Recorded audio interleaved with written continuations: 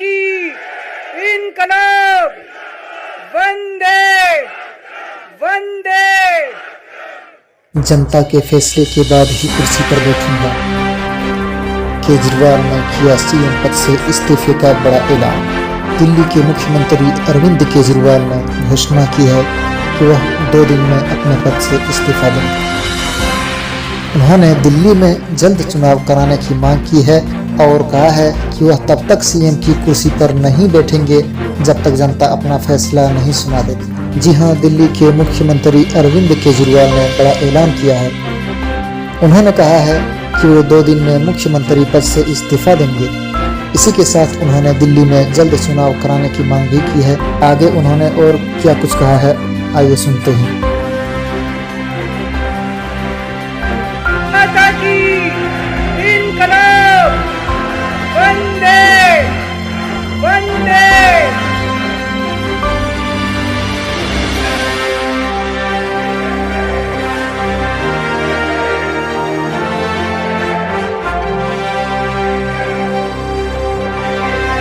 मंच पे बैठे हुए मेरे सभी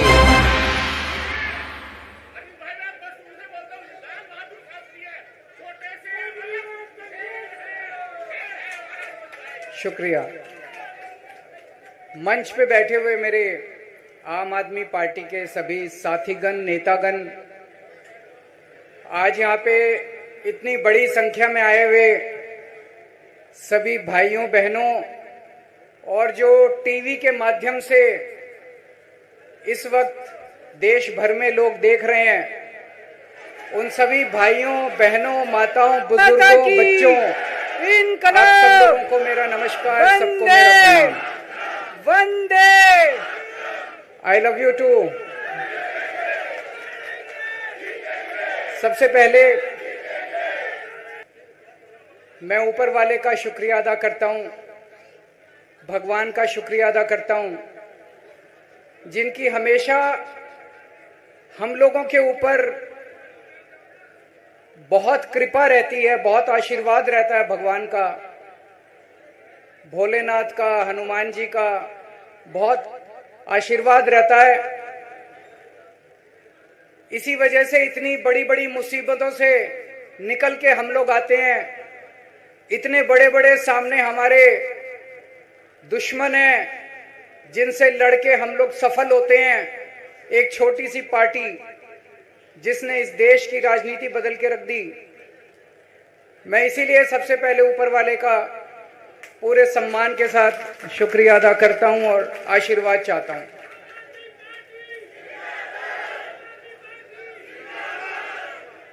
मैं उन लाखों लाखों लोगों का शुक्रिया अदा करता हूं जिन्होंने हम लोगों के लिए, जब हम लोग जेल में थे, मैं, मनीष सिसोदिया जी, संजय सिंह जी, विजय नायर जी, अभी सतिंदर जैन जी हैं, अमानतुल्लाह खान हैं, उनको वो भी जल्दी आएंगे मैं उम्मीद करता हूं।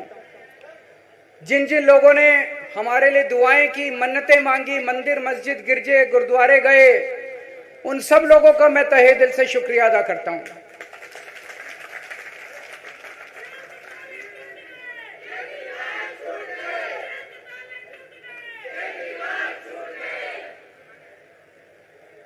जेल में काफी वक्त मिला सोचने का, पढ़ने का, और कई किताबें पढ़ी, पॉलिटिकल किताबें पढ़ी, अपने स्वतंत्रता के आंदोलन की किताबें पढ़ी, गीता कई बार पढ़ी, रामायण पढ़ी, महाभारत पढ़ी। आज मैं अपने साथ एक किताब लेके आया हूं, ये भी मैंने कई बार पढ़ी, भगत सिंह की जेल डायरी। आप लोगों ने पढ़ी है?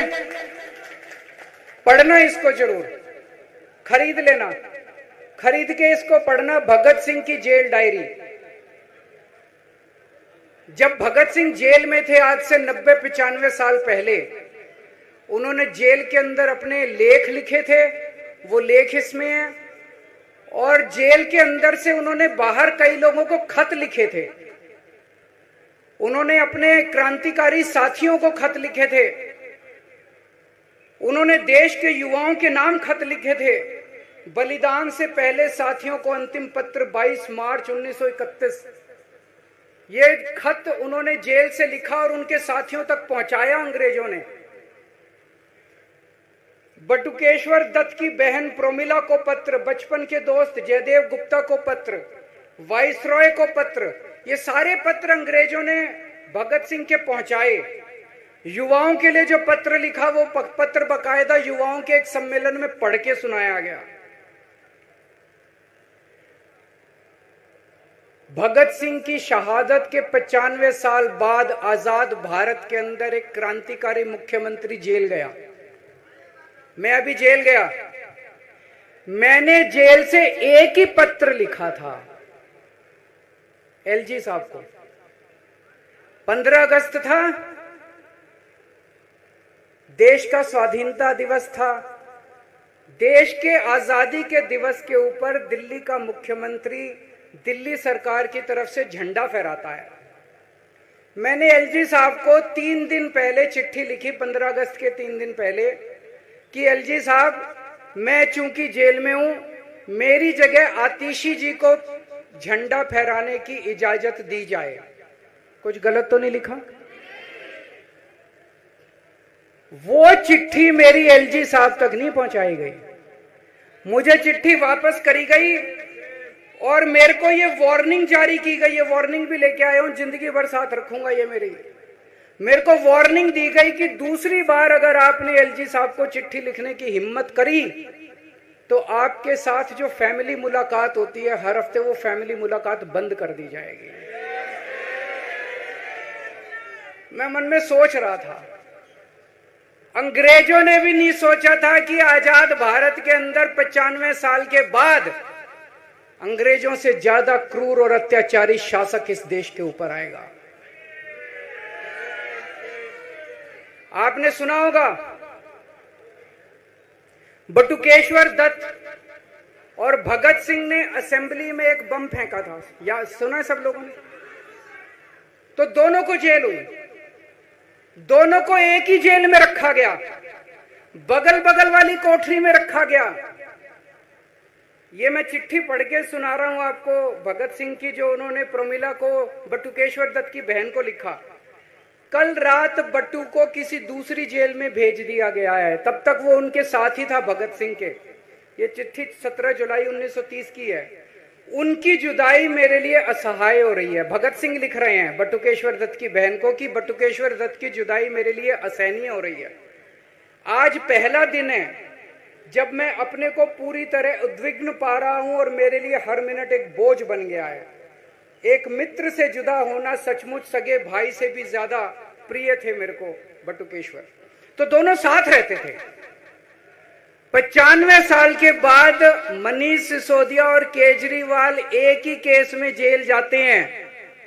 मनीष सिसोदिया को अलग जेल में रखते हैं, मेरे को अलग जेल में रखते हैं, साथ मिलने की इजाजत नहीं दी जाती।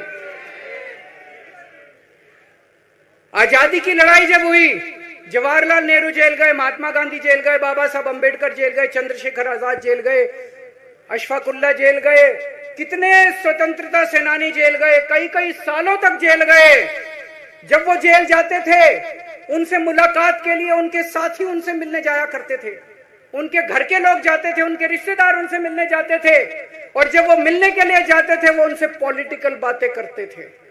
वो उनसे बातें करते थे कि कैसे अंग्रेजों को उखाड़ के फेंकना है। जब मिलने के लिए जेल में जाते थे,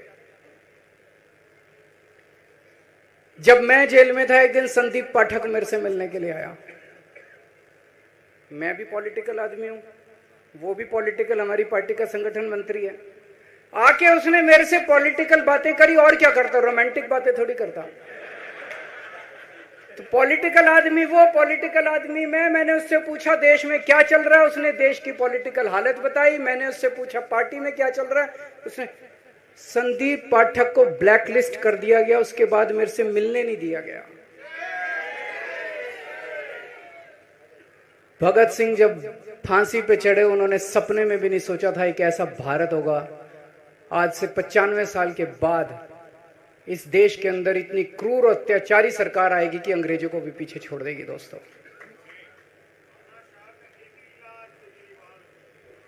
मुझे जेल क्यों भेजा इन लोगों ने? ऐसा नहीं कि केजरीवाल ने कोई भ्रष्टाचार किया, वो इनको भी पता है, मेरे को भी पता है, आपको भी पता है। इन्होंने जेल क्यों भेजा मेरे को? इनका मकसद था आम आदमी पार्टी को तोड़ना। इनका मकसद था केजरीवाल के हौसले को तोड़ना, केजरीवाल की हिम्मत को तोड़ना। इन्होंने फॉर्मूला बना रखा है। आप देख रहे हो किस तरह से एमएलए तोड़ दो, एमएलए खरीद लो, ईडी भेज के डरा दो, सीबीआई भेज के डरा दो, फर्जी केस कर दो, जेल में डाल दो, पार्टी तोड़ दो। महाराष्ट्र में कैसे इन्होंने दो दो राष्ट्रीय पार्टियां तोड़ दी, पार्टी तोड़ दो, सरकारें गिरा दो और अपनी सरकार बना लो।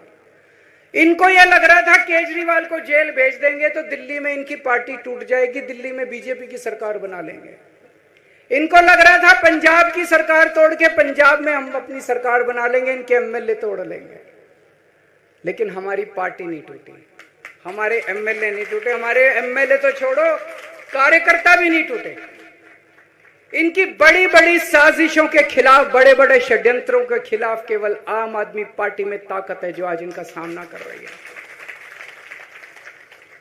इनको लगा केजरीवाल के हौसले तोड़ देंगे। आज मैं आपके सामने खड़ा हूं और मैं पूरे विश्वास के साथ कह रहा हूं कि जेल के इन 150-200 दिन जो मैं जेल में रहा, इन दिनों ने मेरे हौसले को और 100 गुना बढ़ा दिया है, कम करने की बजाय। ये लोग पूछते हैं कि केजरीवाल जब जेल में था इसने इस्तीफा क्यों दिया, क्यों नहीं दिया? जेल में से सीएम के पद से इस्तीफा क्यों नहीं दिया? मैंने इस्तीफा इसलिए नहीं दिया क्योंकि मैं देश के जनतंत्र को बचाना चाहता था। इन्हें जो इतने फॉर्मूले बना रखे हैं, एमएलए तोड़ दो, पार्टियां तोड़ दो, एमएलए खरीद लो, डरा दो, अब एक फॉर्मूला और इन्होंने नया बनाया है। जहां जहां ये चुनाव हारे वहां वहां के मुख्यमंत्री पे फर्जी केस करके उसको गिरफ्तार कर लो और उसकी सरकार गिरा दो। अगर मैं इस्तीफा दे देता, अगर मैं, हेमंत सोरेन साहब ने इस्तीफा दिया, मैं भी इस्तीफा दे देता, इन्होंने सीतारमैया पे भी अभी केस किया है, सीतारमैया साहब के ऊपर, इन्होंने पिनाराई विजयन के ऊपर भी केस कर रखे हैं, ममता दीदी के ऊपर केस कर रखे हैं। ये एक ऑपोजिशन के मुख्यमंत्री को नहीं छोड़ते, एक एक को पकड़ के फर्जी केस कर करके उनको जेल में डाल देते और एक एक की सरकार गिरा देते। मैं जेल में गया, अभी 10 दिन पहले सुप्रीम कोर्ट की एक बेंच ने पूछा सरकार से कि जेल के अंदर से सरकार क्यों नहीं चल सकती। बड़ा आप लोगों ने अखबार में, सुप्रीम कोर्ट ने पूछा है केंद्र सरकार से कि जेल के अंदर से सरकार क्यों नहीं चल सकती, तो जेल के अंदर से सरकार साबित कर दिया हमने। अब मैं देश के सारे नॉन बीजेपी मुख्यमंत्रियों से हाथ जोड़ के विनती करना चाहता हूं, अब अगर प्रधानमंत्री जी हिम्मत करें आप पे फर्जी केस करके आपको जेल में डालें, इस्तीफा मत देना, किसी हालत में इस्तीफा मत देना, जेल से सरकार चलाना हम सबको मिलकर। ऐसा नहीं कि हम पद के लालची हैं, ऐसा नहीं कि मुख्यमंत्री पद हमारे लिए महत्वपूर्ण है, इसलिए क्योंकि हमारे लिए हमारा संविधान जरूरी है, हमारा देश जरूरी है, जनतंत्र जरूरी है, जनतंत्र को बचाना जरूरी है। इतने भारी बहुमत से जीती हुई सरकार, एक बार 70 में से 67 सीट आई, एक बार 70 में से 62 सीट आई और आप पकड़ के जेल में डाल दोगे और कहोगे इस्तीफा दे। मैं सारे मुख्यमंत्रियों से आज हाथ जोड़ के विनती करना चाहता हूं, इनका ये नया फॉर्मूला भी आम आदमी पार्टी ने फेल कर दिया है, जो इन्होंने नया फॉर्मूला बनाया।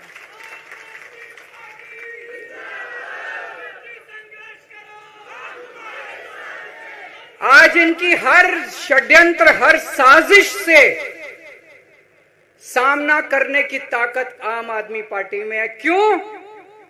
क्योंकि हम ईमानदार हैं। दिल्ली में सरकारी स्कूल थे, गरीबों के बच्चे सरकारी स्कूल में पढ़ने जाया करते थे। सरकारी स्कूलों की हालत बहुत खराब थी, गरीबों के बच्चों का कोई भविष्य नहीं था। 16 लाख बच्चे दिल्ली के सरकारी स्कूलों में पढ़ते थे। टूटे फूटे टिन के स्कूल थे, डिब्बे थे, स्कूल क्या डिब्बे थे, कोई पढ़ाई नहीं होती थी, गरीबों के बच्चों का भविष्य खराब था। उन गरीबों के बच्चों को पिछले 10 साल के अंदर 18 लाख बच्चों को हमने सरकारी स्कूल अच्छे बना के भविष्य दिया है। हम ये कैसे कर पाए? हम ये कर पाए क्योंकि हम ईमानदार हैं। आज अगर किसी के घर में कोई बीमार हो जाए, प्राइवेट में ले जाओ, लाखों लाखों रुपए खर्च हो जाते हैं। अगर थोड़ी सी सीरियस बीमारी हो, छोटी सी बीमारी हो, 10-15 हजार रुपए कहीं नहीं गए। इन बड़े बड़े अस्पतालों में ले जाओ। दिल्ली के अंदर हर सरकारी अस्पताल को शानदार बनाया, नए नए सरकारी अस्पताल खोले, गली गली में मोहल्ला क्लिनिक खोला। लोगों की, चाहे अमीर हो चाहे गरीब हो, सबका इलाज, सबकी दवाइयां, सबके टेस्ट, पूरा इलाज मुफ्त कर दिया। क्यों? क्योंकि हम ईमानदार हैं। आज दिल्ली की महिलाएं जब बस में सफर करती हैं, उनकी टिकट नहीं लगती। बाकी देश की सरकारें घाटे में चल रही हैं, दिल्ली की सरकार ये सब सुविधा देने के बावजूद फायदे में चल रही है। क्यों? क्योंकि हम ईमानदार हैं। आज दिल्ली के अंदर इतनी सुविधाएं, 24 घंटे बिजली आती है आज दिल्ली में, पहले 8-8 घंटे के पावर लगते थे। हम ये कर पाए क्योंकि हम ईमानदार हैं। आज दिल्ली के लोगों को फ्री बिजली मिल रही है। कैसे? क्योंकि हम ईमानदार हैं। आज दिल्ली में जगह जगह सीसीटीवी कैमरे लग गए, स्ट्रीट लाइट्स लग रही हैं, लोगों को तीर्थ यात्रा कराई जा रही है। इतने कच्ची कॉलोनियों के अंदर पिछले 75 साल में इतनी सड़कें और गलियां नहीं बनी जितनी पिछले 10 साल के अंदर में सड़कें और गलियां बना दी। 75 साल के अंदर दिल्ली में इतनी पानी की पाइपलाइन नहीं डली जितने पिछले 10 साल के अंदर पानी की पाइपलाइन डाल दी। कहां से आया पैसा? क्यों? क्योंकि हम ईमानदार हैं। ये हमारी ईमानदारी से डरते हैं, ये हमारी ईमानदारी से डरते हैं। ये बिजली फ्री नहीं कर सकते। क्यों? ये बेईमान है। ये स्कूल ठीक नहीं कर सकते। इनकी 30-30 साल से सरकारें चल रही हैं कई राज्यों के अंदर, 25-25 साल से, 15-15 साल से इनकी सरकारें चल रही हैं। ये स्कूल ठीक नहीं कर सकते, अस्पताल ठीक नहीं कर सकते, ये फ्री इलाज नहीं दे सकते, ये बिजली फ्री नहीं कर सकते, ये 24 घंटे बिजली नहीं कर सकते। क्यों? ये बेईमान, ये बेईमान। आज इन्होंने ईडी छोड़ दी, इनकम टैक्स छोड़ दिया, दिल्ली पुलिस छोड़ दी, इतने केस कर दिए हमारे ऊपर, और हम डट के खड़े हैं इनके खिलाफ, इनका मुकाबला कर रहे हैं क्योंकि हम ईमानदार हैं। इसलिए ये मेरे को बेईमान साबित करना चाहते हैं। ये मेरे को बेईमान साबित करना चाहते हैं। मेरे ऊपर कीचड़ फेंक रहे हैं, मेरे ऊपर लांछन लगा रहे हैं, मुझे सुबह शाम गालियां देते हैं। लेकिन मेरे लिए बीजेपी इंपॉर्टेंट नहीं है, मेरे लिए आप लोग इंपॉर्टेंट हो। अगर देश की जनता, दिल्ली की जनता को लगता है केजरीवाल बेईमान है, मैं 1 मिनट के लिए सीएम की कुर्सी पे भी नहीं बैठूंगा। 1 मिनट के लिए मैं बैठने को तैयार नहीं। मैंने अपने जीवन में कुछ नहीं कमाया, मेरा बैंक अकाउंट खाली है, हमारी पार्टी का बैंक अकाउंट खाली है। मैंने जिंदगी में कुछ नहीं कमाया, अपनी इज्जत और अपनी ईमानदारी के सिवा मेरे पास कुछ नहीं है। इनकम टैक्स में कमिश्नर की नौकरी करता था,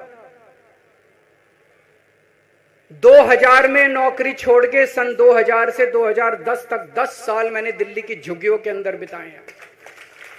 कुछ महीने दिल्ली की झुग्गियों में जाके रहा मैं, झुग्गी के अंदर, नंद नगरी, सुंदर नगरी की झुग्गियों के अंदर मैंने गली गली में खाक छानी है कि गरीब आदमी रहता कैसे, उसके घर का गुजारा कैसे चलता है। अगर पैसे कमाने हो तो इनकम टैक्स कमिश्नर की नौकरी बुरी नहीं थी। और जब मैंने नौकरी छोड़ी थी तब कोई पार्टी नहीं थी, कुछ नहीं थी। ऐसा नहीं था कि उस टाइम ये था मुख्यमंत्री बनने चला था या कोई पार्टी, कुछ नहीं था, कोई भविष्य नहीं था। केवल देश के लिए जुनून था कि देश के लिए कुछ करना है, देश के लिए कुछ करने हैं। 49 दिन की सरकार के बाद इस्तीफा दिया था, अपने उसूलों के लिए इस्तीफा दिया था। किसी ने इस्तीफा मांगा नहीं था, अपने आप इस्तीफा दिया था। आज के तारीख में, आज के जमाने में कोई अपनी चपरासी की नौकरी नहीं छोड़ता। मैंने मुख्यमंत्री की कुर्सी छोड़ी थी, अपने आप छोड़ी थी। ना पद का लालच है, ना दौलत का लालच है, केवल देश के लिए कुछ करने का जुनून है, देश के लिए कुछ करने के लिए आए हैं।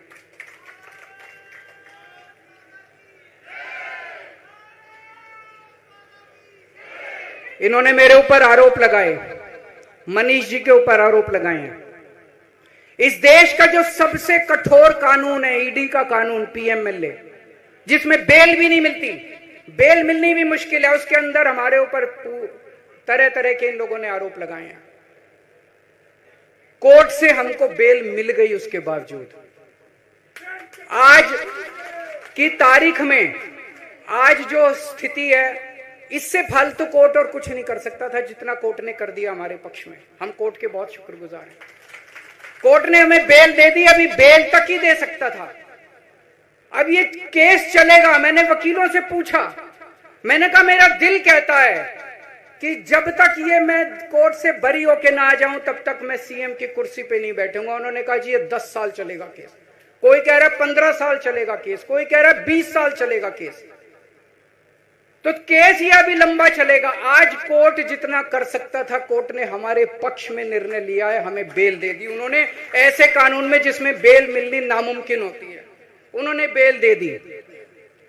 आज मैं आपकी अदालत में आया हूं, जनता की अदालत में आया हूं, आपसे पूछने के लिए आया हूं, क्या आप केजरीवाल को ईमानदार मानते हो कि गुनहगार मानते हो?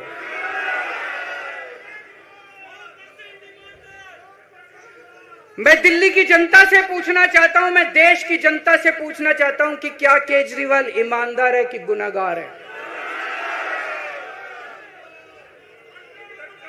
दोस्तों, 2 दिन के बाद, आज से 2 दिन के बाद मैं सीएम की कुर्सी से इस्तीफा देने जा रहा हूं।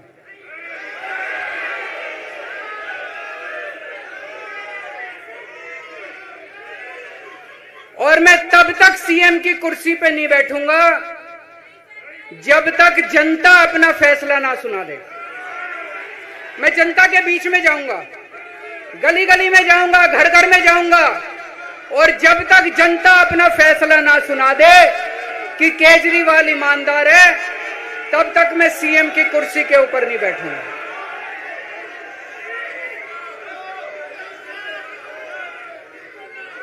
आज से कुछ महीने बाद चुनाव है, दिल्ली के चुनाव है। मैं जनता को निवेदन करना चाहता हूं, अपील करना चाहता हूं, अगर आपको लगता है केजरीवाल ईमानदार है, मेरे पक्ष में वोट दे देना। अगर आपको लगता है केजरीवाल गुनहगार है, मेरे को वोट मत देना। आप अगर मेरे को, आपका एक एक वोट मेरी ईमानदारी का सर्टिफिकेट होगा। अगर आप मेरे को वोट देके जिताओगे और अगर आप कहोगे कि केजरीवाल ईमानदार है, तो चुनाव के बाद, उसके बाद जाके मैं सीएम की कुर्सी पे बैठूंगा। तब तक मैं सीएम की कुर्सी पे नहीं बैठूंगा।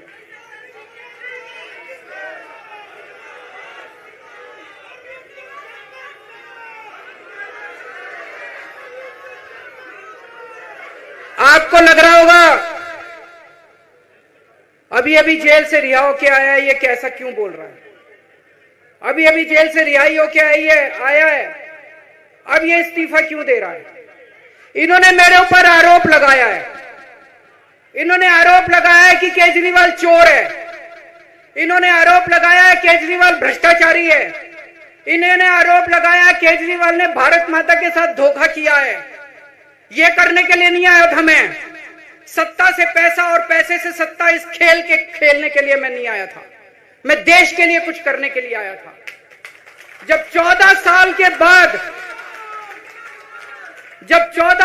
बाद भगवान राम वनवास से लौटे, सीता मैया को अग्नि परीक्षा देनी पड़ी थी।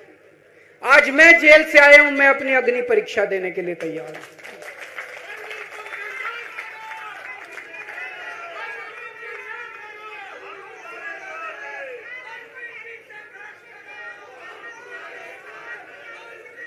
ये कुछ लोग बोल रहे हैं सुप्रीम कोर्ट ने कुछ कंडीशंस लगाई हैं, काम नहीं कर पाएंगे। पिछले 10 साल में इन लोगों ने कंडीशन लगाने में कोई कसर छोड़ी थी? एलजी साहब ने कंडीशन लगाने में कोई कसर छोड़ी थी?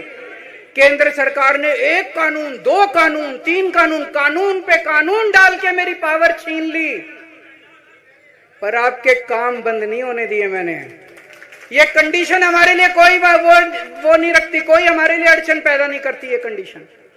इन कंडीशन को भी देख लेंगे, लेकिन मेरे लिए जो मायने रखता है वो है मैंने अपनी जिंदगी में ईमानदारी कमाई है। अगर आपको लगता है केजरीवाल ईमानदार है, जम के वोट दे देना मेरे पक्ष में। चुनाव के बाद सीएम की कुर्सी पे जाके बैठूंगा।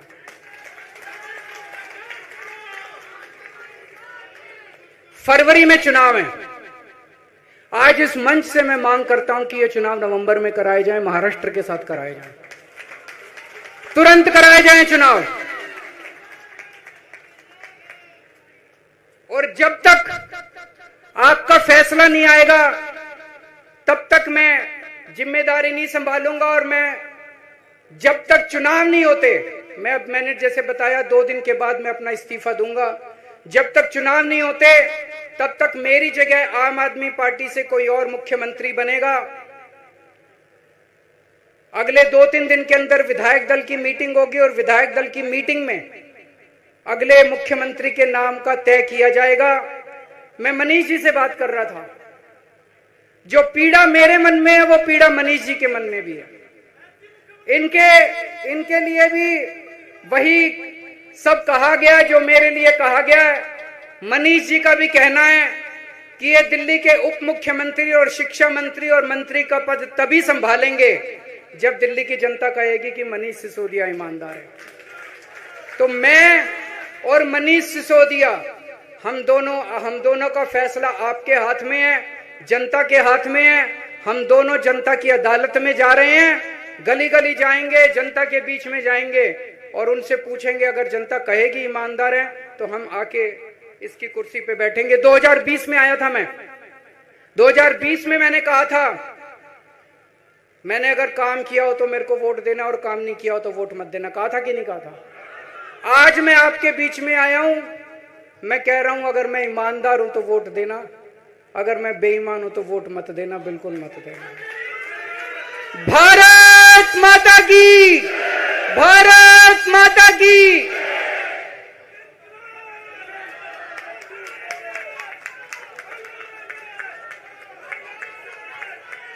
दोस्तों, ये थी आज की बड़ी खबर। इसी तरह की अपडेट पाने के लिए मेरे इस चैनल को सब्सक्राइब ज़रूर कर लीजिए और बेल आइकन को दबा करके नोटिफिकेशन ऑन कर लीजिए ताकि इस तरह का अपडेट सबसे पहले आपको मिल सके। धन्यवाद।